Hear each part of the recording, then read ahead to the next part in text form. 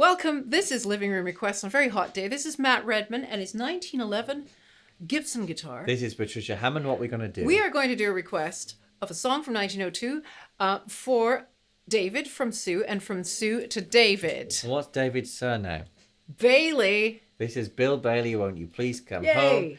This is as it would have been all that time ago.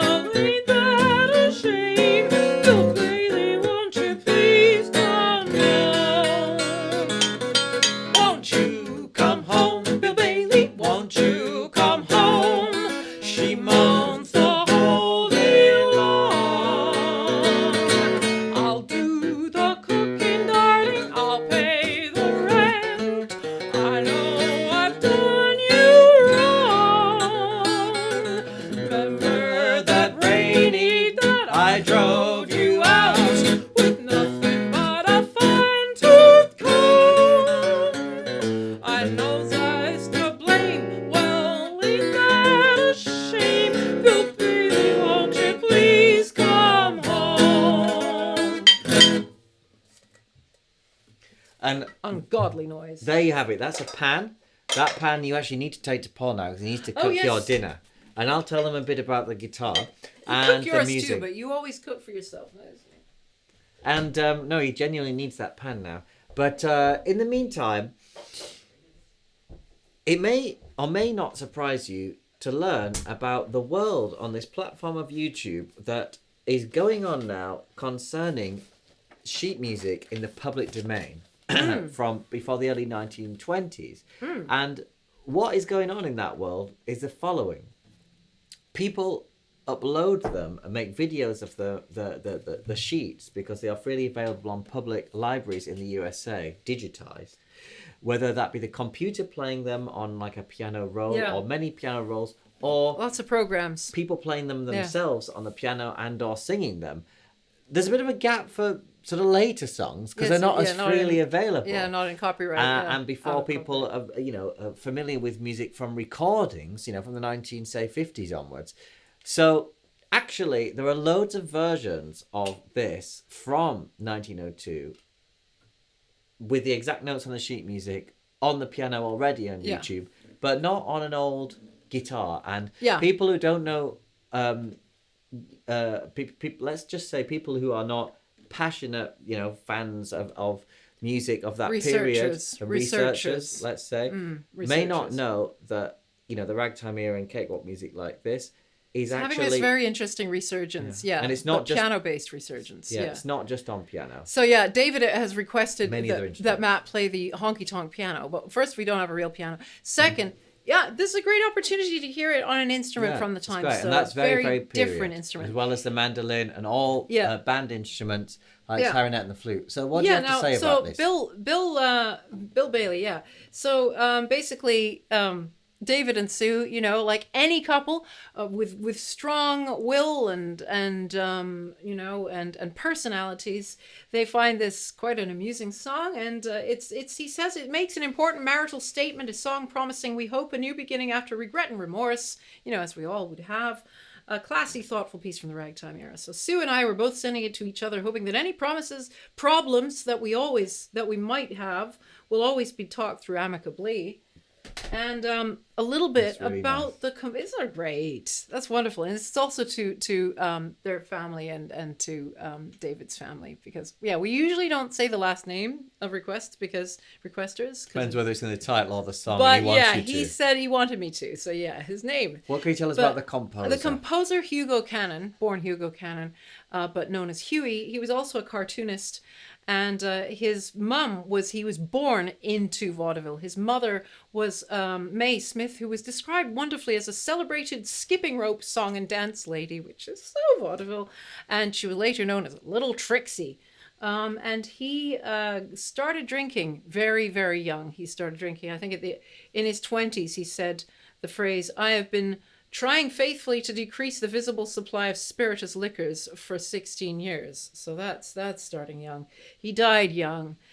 He said cocaine, opium, and morphine were relatively easy to kick, but red booze was his downfall. And that he ought to have stuck to his cartoonist work instead of going wild over ragtime, self-destructive path. A lot of songs about that. And people at the time said, Hughie Cannon, he was out on the street singing after the saloon closed, in jail before morning, having also written a new song. But he didn't make much money from these songs because he just sold them for ready cash and sold the rights to, including this one, which was so popular that it spawned is the word I want, spawned. I got there. In the same year, I Wonder Why Bill Bailey Don't Come Home. Also in the same year, Since Bill Bailey Came Back Home. Not by him, any of these. No, I'm guessing. Bill Bailey's left his happy home again in 1903, not 2003. Bill Bailey's Application in 1910. And then When Old Bill Bailey Played the Ukulele in 1915.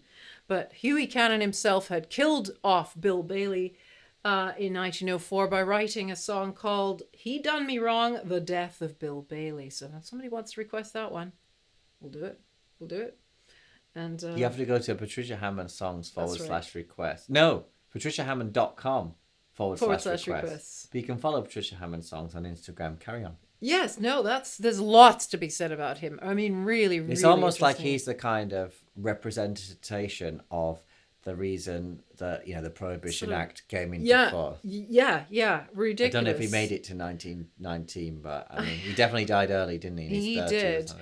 He wrote it actually about a couple called Sarah and Bill Bailey. Sarah Bailey, unlike Hughie Cannon, lasted until 100 years old, and she said that the music was fine, but the words lowered him.